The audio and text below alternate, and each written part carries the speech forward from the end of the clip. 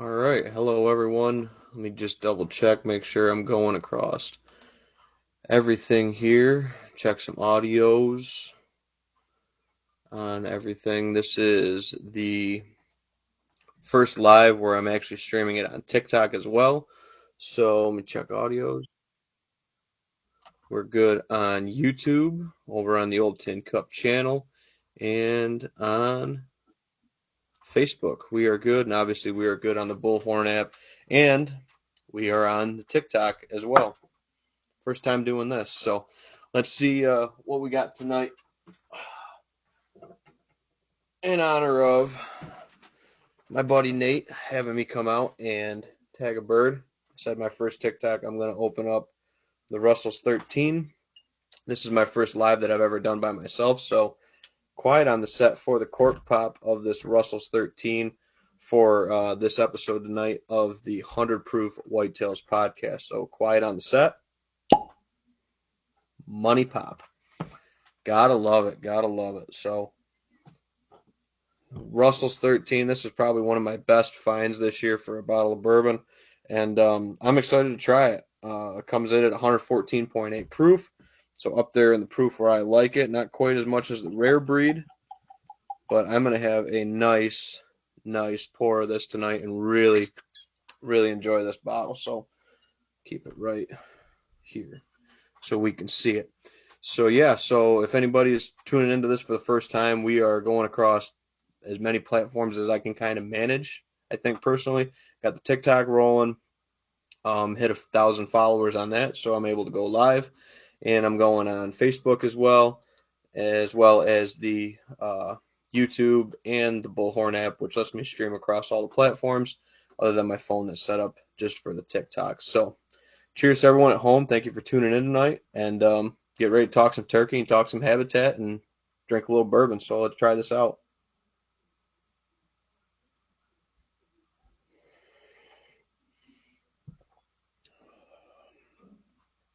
Should have bought more of these. That's amazing.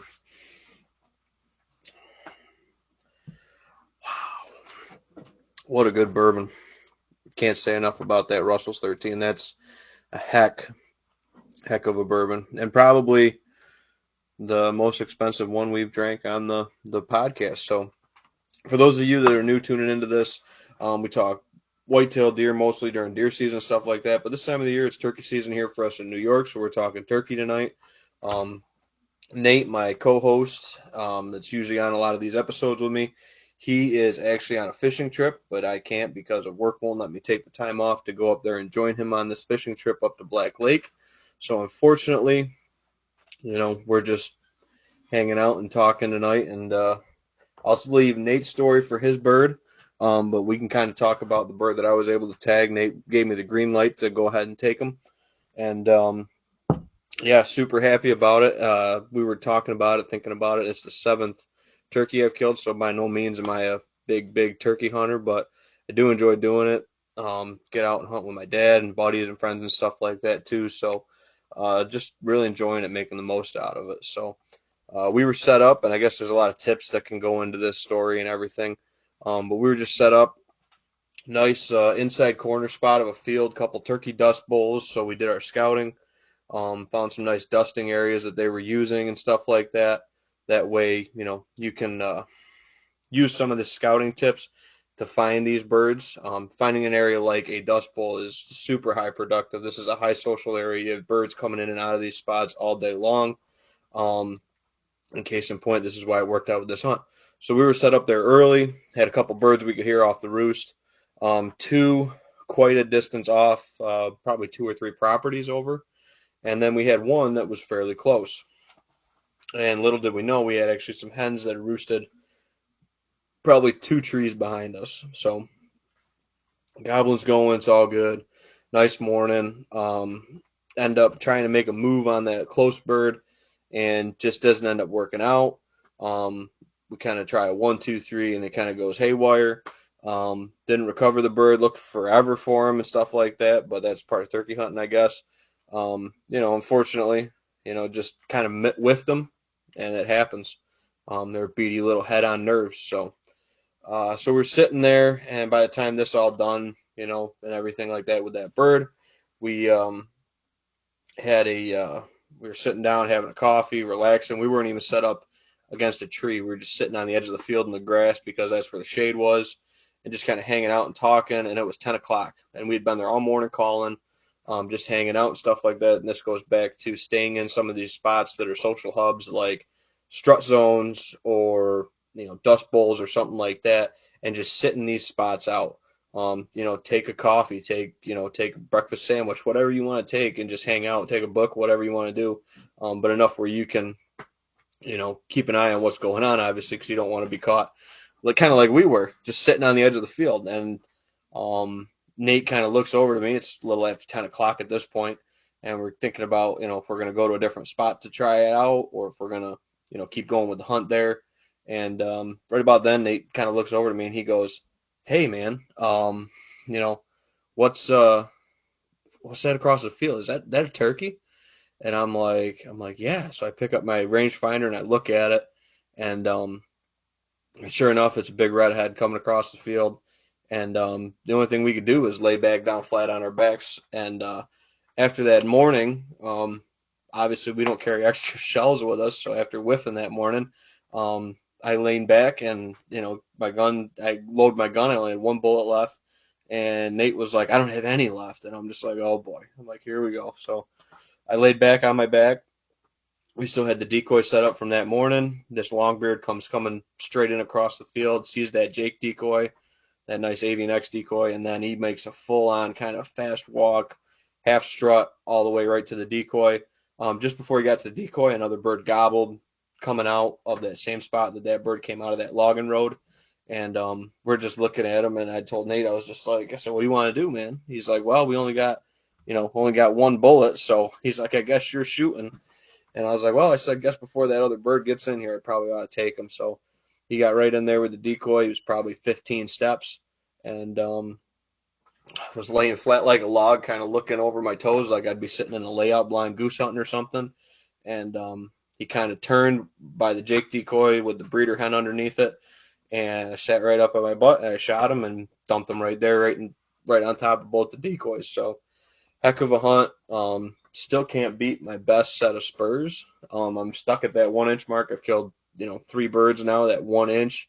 I just can't get over that 1 inch spur length. And I think I tied for second longest beard too. I think I haven't got a bigger than a 9 1/4 beard. So what are you going to do? And then he weighed 21 pounds.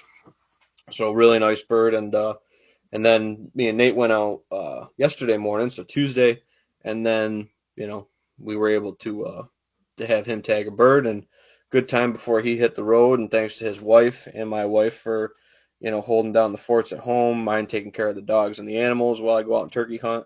And then obviously Nate's wife for watching Owie and letting me borrow him, and we can go chase some of these birds here in the spring here in New York. So we still got another 20 days, 21 days here in New York season. So really looking forward to keeping on, going with turkey hunting this year. And got a couple other friends that got properties that are kind of new to turkey hunting that I'll probably go out with and try to help them maybe get a bird on one of their pieces.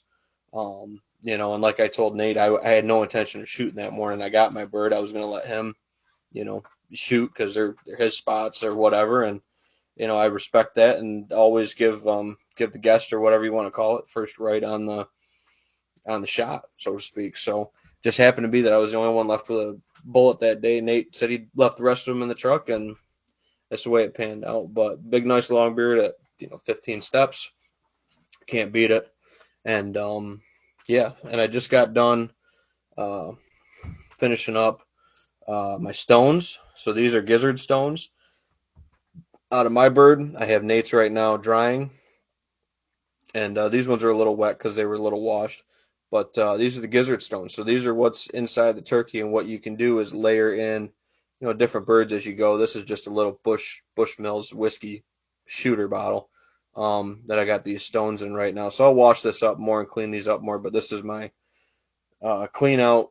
Over here I got my plate that's got all my, there's beetles in there. There was actually a cherry pit, which was really cool. down in the gizzard of that bird, and then a couple other kind of cool stones, really cool flat kind of skipping rock, and this really cool crystally one if it would focus. I don't know if it's got quartz in it or what the heck it is, but so those were a couple of really cool ones, and then a bunch of little itty bitties. And again, that's all the stones that are literally in their gizzard. And what that does is helps them grind up seeds like that cherry pit or beetles. There was beetles like shells of wings and stuff like that in there. A lot of grass and green vegetation here as we're in the springtime. More in the fall, you'd get more nuts, acorns, hickory nuts, beech nuts, stuff like that. So really cool with the gizzard stones to have another kind of keepsake from the birds you harvest. And it's kind of cool. You can layer in different layers, different birds, and be able to have a nice little collection of stones and look and see if it changes from different properties, different counties, everything like that. Just remember what you put in your bottles, and you know, that's all I got to say about that. This is the first time I've ever done it, so if anybody has any questions about how to find these or what I did to dry them up or whatever, basically all I did was locate the gizzard when I dressed my bird, and then went back through and um, took the gizzard out, uh, cut the gizzard open, opened it up, and it's a bunch of like green, kind of looks like a bunch of like mowing clippings from your lawn this time of the year. And then the stones are obviously in that. You can feel it. It's gritty. There's a lot of sand typically that's in there too because the stones get worn away from rubbing on each other. And what that muscle does is it literally grinds all the time. So what that does is gets a maximum, efficiency out of what they're foraging and eating, and lets them, process that in their stomach to, you know, make energy out of it. So that's really cool, and something that I was just turned on to this past year. Last year I didn't get a bird, so I couldn't do it. But this year I was fortunate enough to tag one, so I started my own little stone bottle, so to speak. So pretty cool, pretty neat, something different, not just a beard and spurs and a fan. You got the whole kind of story in the package of the different birds, and looking at it over however many years you do it. So that's my story about the longbeard I was able to take. And again, thanks Nate, and everybody that helped be behind the scenes, so to speak. And then Nate obviously giving me the green light. Really, really appreciated that. Um, just making the most out of the hunts, and gosh, I enjoy it. So, and I figured tonight, like I said, would be the night to celebrate with this Russell's 13. I'll give Nate a pour when he gets back in town from his fishing trip, and I got a, a community get together this Saturday too that had to stay in town for. A friend of mine's memorial service that passed away, so I'll be in town this weekend doing some turkey hunting and stuff like that too. I'd like to get out with my dad. I haven't sat with my dad yet this year turkey hunting, so yeah, just kind of hanging out with everything, and working right through it the best we can. Um, yeah, I wish we were a little bit less busy at work right now, and then we could get out there, maybe do some more turkey hunting, but it is what it is. But I'm enjoying the heck out of this Russell's 13 tonight. Oh, man, that's damn good, dude. You don't need ice. Don't need to pour a don't need to pour a water with it. Nothing like that, man. That's damn good. So yeah, so these are live Q&As. So if anybody's got any questions, feel free to drop them in. Other stuff I got going on is I'm hoping to shoot archery leagues this coming week. I've been kind of working my way up to shooting 20 shots after tearing my bicep, and just hanging out, trying to get that built up, shooting 5 to 10 arrows at a time. I haven't tried to do a full 20 set yet. Um, my pin gaps have changed. Obviously, they've gotten larger as I had to turn my bow down after tearing my biceps. So just kind of working back into my poundage, trying to get back to where I was to be able to do, what I can do with it. But no, other than that, it's just T-ball. My wife, Valen, told me that I have to, or don't have to, but she wanted me to coach T-ball this year. So I'm volunteering with the local town here in the community, and coaching the hooks. Just a little fishing hook logo. Um, Coaching the hooks this year, having a good time with it. Got some local friends that got kids or grandkids in there, so that's kind of cool. Um, and they're coming along really well. They're doing really good. It's 4 to 6 year olds, so like I say, it's a lot kind of like herding cats or kittens, whatever you want to call it. But it's teaching them the basics, and I enjoyed playing baseball when I grew up, going up through high school, and then tried to play in college. But then I found the Woodsman's team at FLCC and decided that it was more fun to throw axes and chop stuff and than it was to throw a baseball and hit it. But I do miss it. Been trying to find a softball league to join up here too to get back in the swing of things with playing a little ball. So yeah, that's what we got going on. We had a game tonight. That's why I'm late getting on this. And I had chores. We got brand new chickens here at the house. So they're out in the garage right now with a feed tub. So we got to keep them fed and watered, obviously, and more closer eye on them as they're more susceptible to temperature changes throughout the days. Um, and then we got our, normal laying birds, two laying hens right now for chickens, two roosters. And then we have five hens and one Tom and two Jakes for the turkey side of things. So we got a little farm, kind of farm, 5 acres, a couple horses, some pasture, and a mini donkey Petey. So it's pretty cool here. Definitely enjoy it, but sometimes I get late getting on these lives and stuff like that just because don't have a whole lot of free time with work, and then t-ball coaching now and stuff like that, and turkey hunting and listening for birds and doing the animals, all that stuff. And thanks to my wife, she's huge to keep stuff going here on the day to day as well. Lets me get out there and be able to go turkey hunting in the mornings on the weekends when she takes care of the animals, and I'll take care of them sometimes, and most of the time at night. She does them in the mornings because I'm usually off to work. Um, by 5:30, going on 6 o'clock when I got to be to work.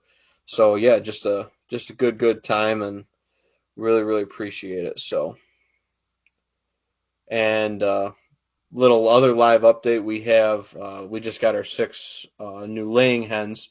They're a little over 2 months old now, 2 or 3 months old, give or take. And we ended up putting a bunch of eggs in the incubator at my parents' house. And my mom commented in over on the Facebook side of things and said turkeys are starting to peck out. So I'm sure I'll be putting up some cute turkey pictures and videos and stuff like that in the next coming weeks, as they're pretty darn cute. But with my birds, there's kind of 3 or 4 different breeds.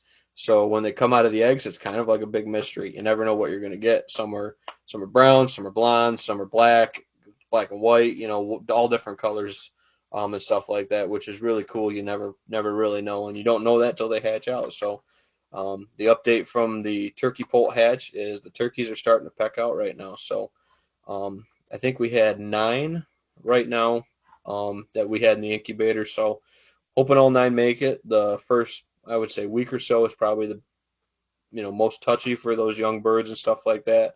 Um, but my dad takes really good care of them. My mom, and dad do a really good job with the young birds. And that's where most of our birds have all come from, is, stuff that they've hatched out of the incubators that we've had, the parents of the birds, and then we hatch them out, and just kind of do stuff with that. So, and then we've, sold birds and stuff like that to friends and family that are looking for birds, hatched them out and then, sold them to them and stuff like that. So just kind of really cool to have the whole, loop of experience with, raising them and stuff like that. Like my dad's got the original hen and the original Tom, and then I have some of the offspring of that, and then I had my own Tom, and then we have offsprings of those birds. So it's kind of cool to have all those birds, throughout the timing. So, but yeah, I'm trying to think what else to get going on. Got summer leagues, like I said, I'd like to shoot that this year, this next week. I'm not shooting the RBD that we talked about last show with Jake, just because last minute they moved it, and I'll kind of voice my opinion on that.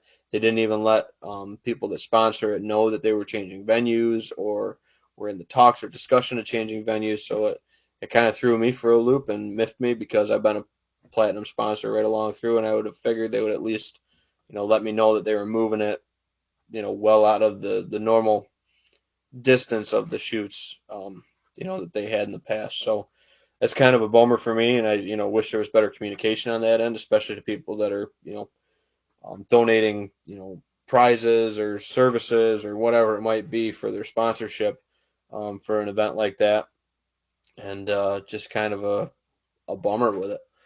I hate to see it leave the area. I think it was really good. I think it was probably the best shoot in the Northeast.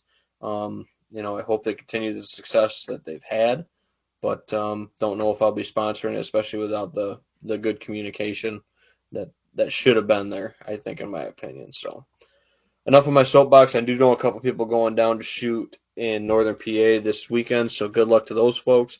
I'll be turkey hunting, and like I said, I got the memorial service for a friend of mine that passed. So I'll be up here this weekend, turkey hunting and stuff like that. Hopefully with my dad, maybe tag along with a buddy.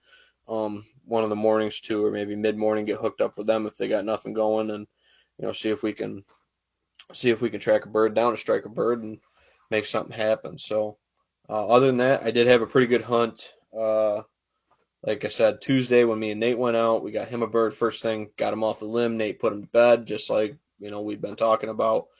Putting one to bed, getting an idea where he's at, getting in nice and tight to him, and we did, got in right nice tight, and made it happen. Like I think it was 5 to 6, 5:55, something like that. So yeah, just got in there, put the birds to bed. Again, doing your scouting, that's going to come in big. Finding those strut zones where they try to gobble up hens, or finding your different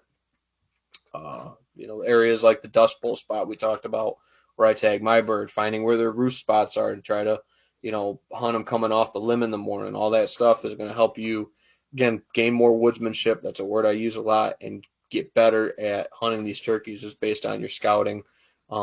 Is going to help you see increased success with it. Definitely, for sure, rather than just going out there and setting up and and learning how to set up in the best spots, and that's not always the easiest thing. It could be a historic spot where you've killed 3, 4 birds this way, and the fourth, fifth time around, they do something completely different. Obviously there's different birds and stuff like that, but historical spots like roosting spots, or strut zones, or areas where they go to gobble up on top of knobs or knolls or something like that. And like I said, the dust bowl spots are a big one. Those ones I've had probably the most success at, and I've had friends have the most probably success at, is just because of that social aspect of those locations.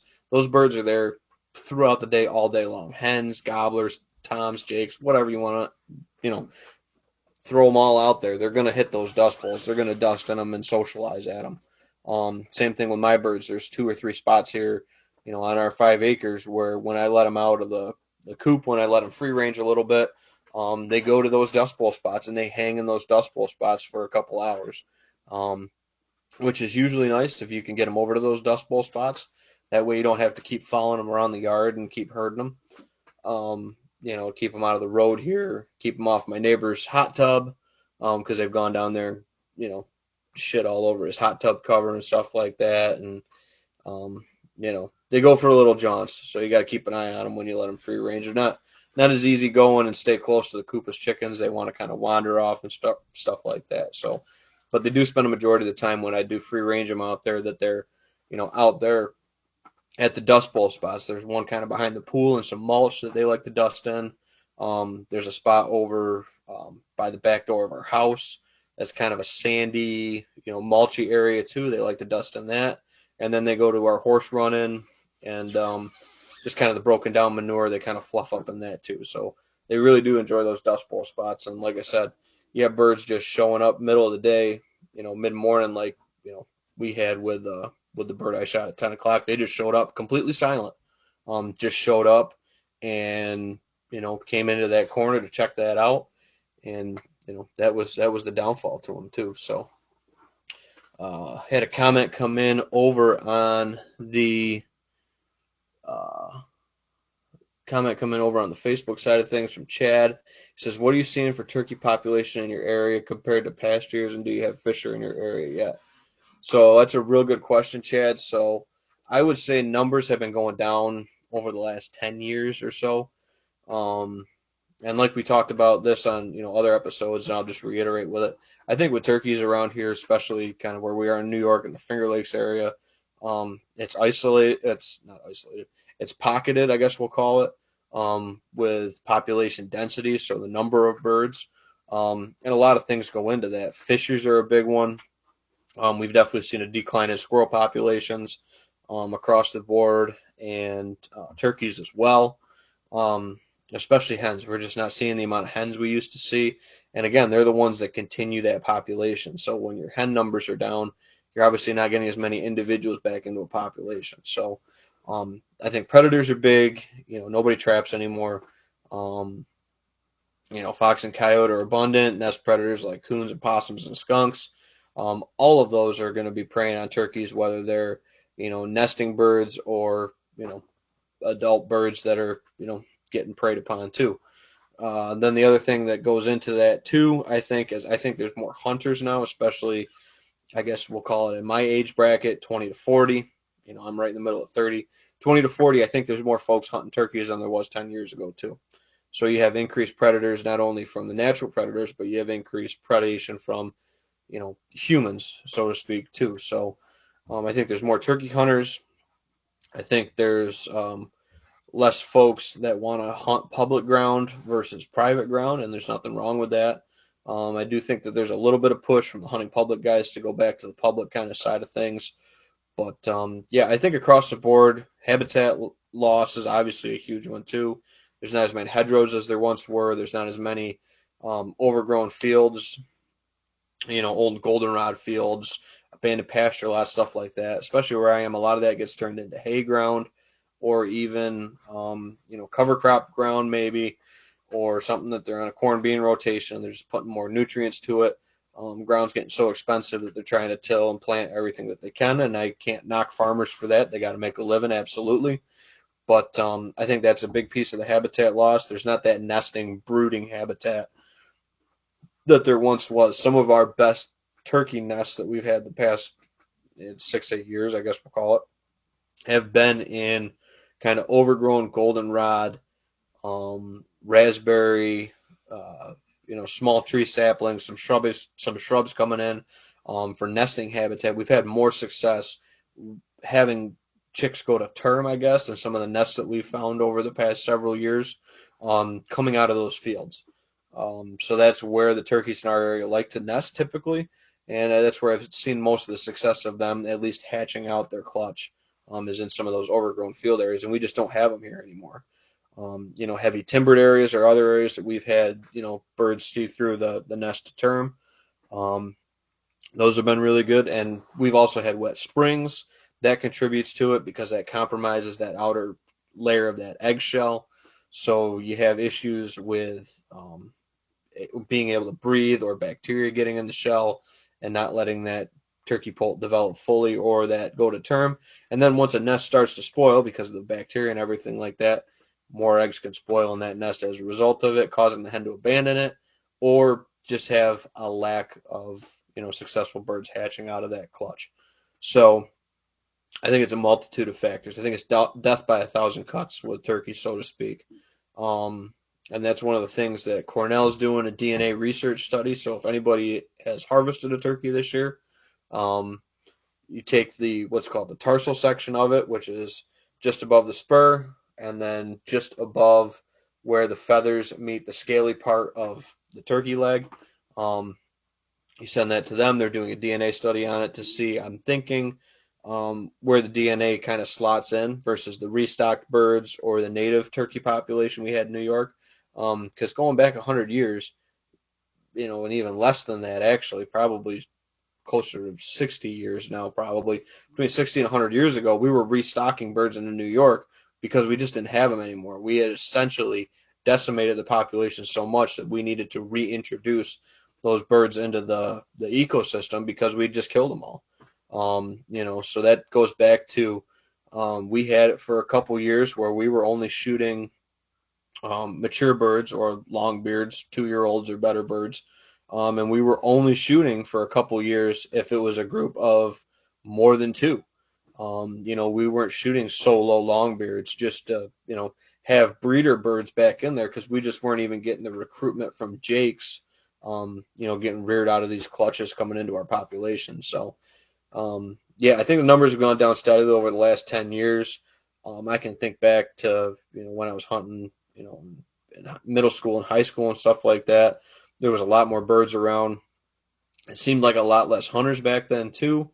Um, which I'm all for, having hunter numbers, and it's a great thing and everything like that. I'm just saying it's a contributing factor to the scenario. So I hope that answers your question, Chad. For the seeing for turkey population, I think it's down. I think it's pocketed, so you got to find them, go get permission, and always, get the approval and permission before, obviously, going on a piece of property, anything like that. That shouldn't have to be said, but I'm going to say it anyway. Um, respect that, respect the property lines. Um, like always, and it's a safety thing too, first and foremost. It doesn't take much to, make a mistake out there when adrenaline's running and stuff like that. So, everybody's got to be smart and know your target and beyond, you know, firearm safety 101. And, yeah, and there's birds out there to be had. And it might be that you just can't hunt out your back door anymore. Maybe you got to go on the road. This is the first bird that I've ever killed in Ontario County. All the rest of my birds have come out of Wayne County. So, that's something too that you might have to, go find a piece of public land, or, do some driving and some finding. It might not be the birds that have always been in your backyard are there anymore. So, that's kind of the things you got to go with it. So, hope that answers your question, Chad. But yeah, I think the fishers are a big part of it, just because they can limb hunt a lot more efficiently. We do have more hawks now than I've remember 20 years ago. There's eagle population up here where I am in the Finger Lakes too. I know folks that have had eagles dive bomb their decoys or watched them dive bomb birds. So I think it's a multitude of things. Death by a thousand cuts with the turkeys. So yeah, that's my take on the turkey population. I think it could be better. One thing that, again, it is a legal bird, and I guess I'll just say my stance on this or whatever. But with numbers in general, especially, I guess I'm looking at my sample size here in the Finger Lakes, and from what I've heard from clients on properties and stuff like that, even though a bearded hen, and goes back to identifying your target, I am against shooting bearded hens. Again, it's your tag, it's your choice. It's a legal bird if it's a bearded hen. Um, but just be mindful that that could be 13 birds, 14 birds, or whatever potentially next year to go into your population. So if you're looking at the sustainability of a resource, obviously you want to stick away from targeting a bearded hen. Now in New York, a bearded bird is a legal bird in the springtime, so you can technically shoot bearded hens, and I've passed bearded hens. Never even thought to shoot one, just because of the longevity of the resource and stuff like that. You can't be shooting hens and bearded hens and expecting, you to have success, keeping population numbers up. It just doesn't work like that. So yeah, I'm anti shooting bearded hens. Again, it's your tag, your choice, but that's just my take on shooting bearded hens, just because of the number of individuals that you're taking out of the population every year. So, and from what I've found, and this could just be circumstance, my hen that is super broody and super dedicated to sitting on her nest, I have one that should be hatching out poults in about another 10 days. She's laying on her eggs herself. She's a bearded hen. And I've seen bearded hens, especially in some of my local flocks and stuff like that, have had clutches or have had poults with them, successful rearings, whatever you want to call it. And a lot of those are the bearded hens in the neighborhood.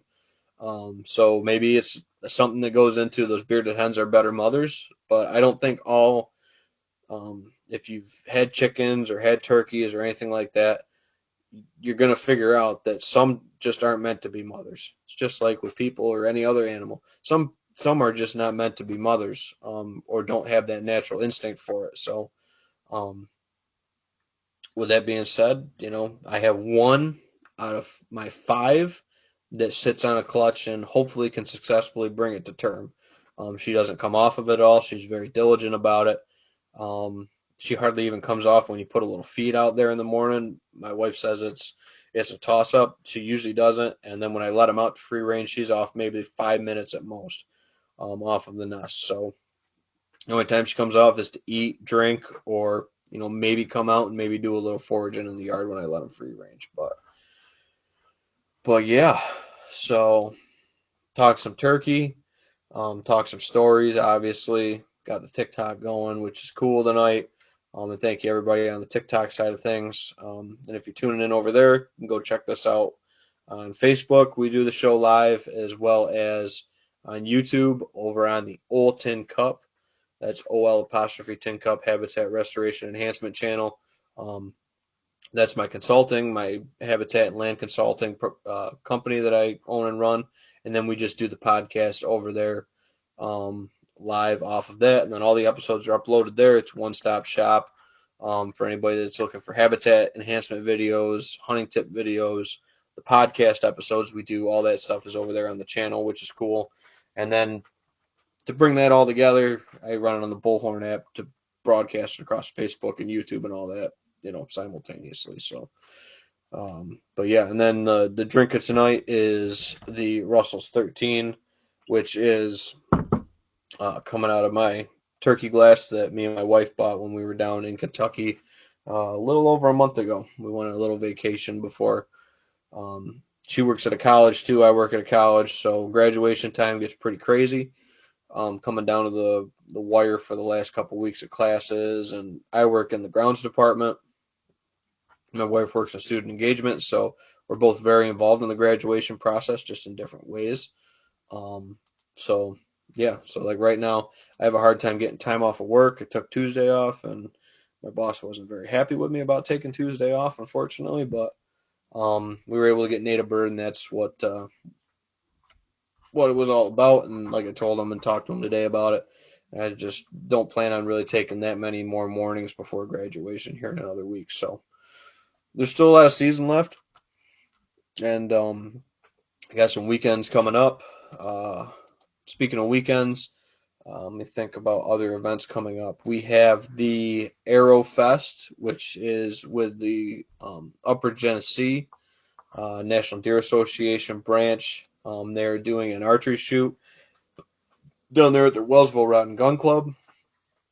That is next weekend. Not this weekend, next Saturday, down there at Wellsville. Tickets are available online, as well as I think they're selling them day of too for shooting passes and stuff like that. But they have a big raffle.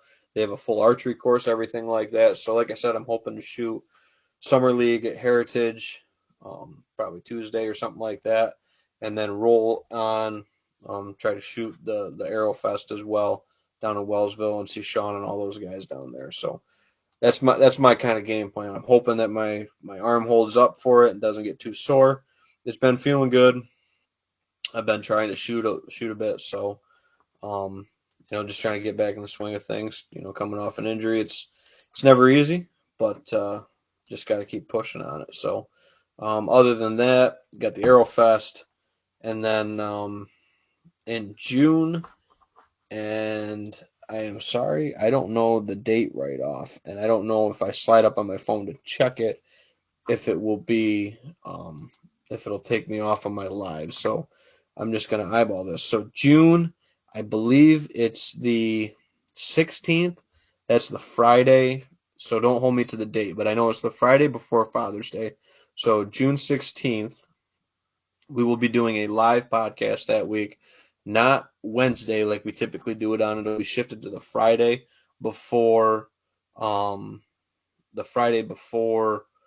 Father's Day. We're going to be doing that live from K&M Discount Liquors, which is who we shout out all the time on the podcast and everything like that. We're going to be doing a live show from there. They're going to have bourbon specials going, for bourbon and whiskey specials, going for, the dad in your life or the father figure in your life, to get out there and, get some great deals. We'll be talking, doing a live tasting. I don't know what we're going to be tasting yet.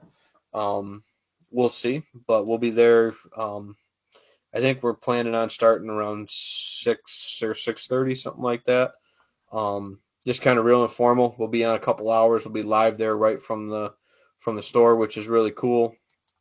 And then yeah, just hanging out over there at K&M and socializing with the folks walking in, socializing with live. I know they've advertised it in the paper, and they're excited for us to be coming in with the podcast and shooting from the store, which I'm really kind of thankful and honored that they suggested that we do a live show right from their store. That's really cool, and hope it turns out really well. They said they got plenty of internet, speed width and all that stuff. So I'm hoping it's coming through as good as it is, over here. And for anybody tuning into this, go check out K&M. Unfortunately, that's not where I got this Russell's. I just happened to be right place, the right time at the right liquor store to find that. I should have bought more of them. I screwed up. Oh well. I should have bought as many as they would have let me buy instead of being that nice guy that says, "Hey, I'll leave a couple on the shelf for somebody else." I should have been that jerk that bought them all. This is a great bottle. I mean, if you like turkey profile and can find one, this 13 is great.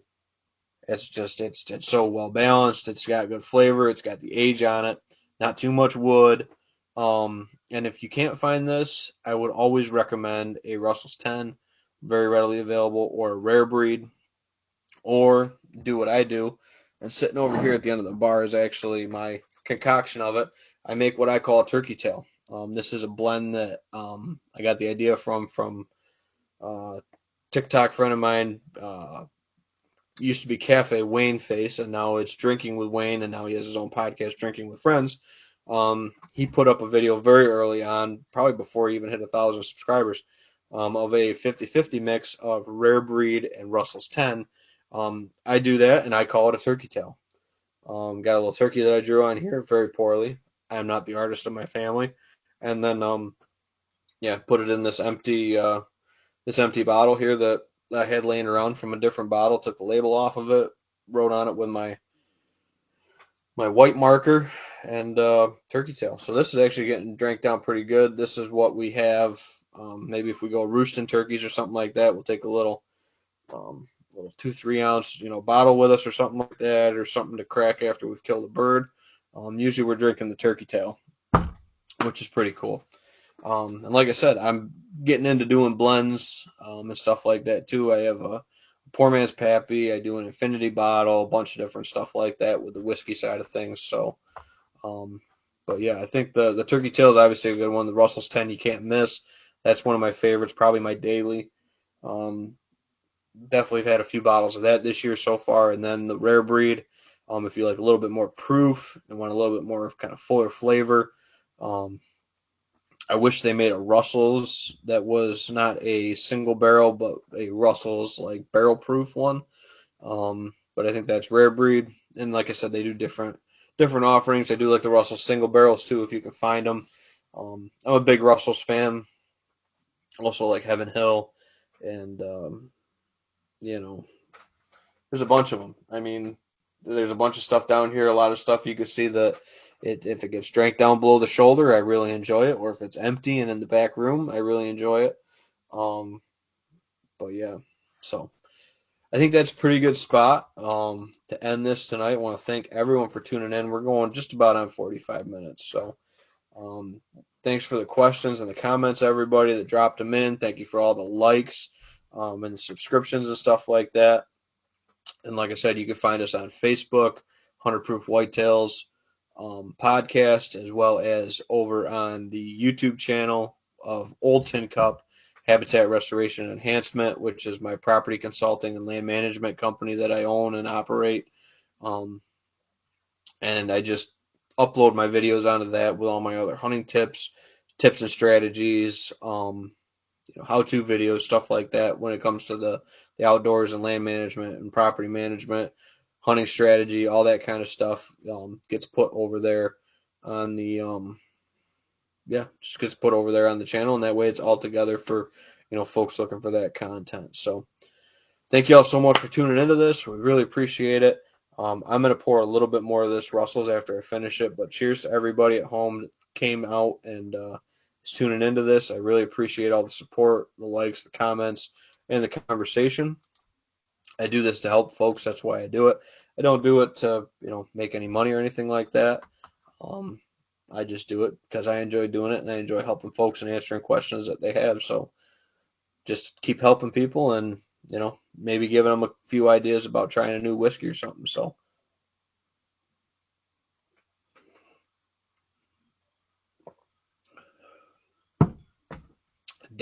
damn good. So thank you everyone for tuning in tonight. I really appreciate it. Ben Williams here from 100 Proof Whitetails and Old Tin Cup Habitat Restoration Enhancement. We will catch you all next time down here in the bar or in the field. Take care, everyone. Have a good night.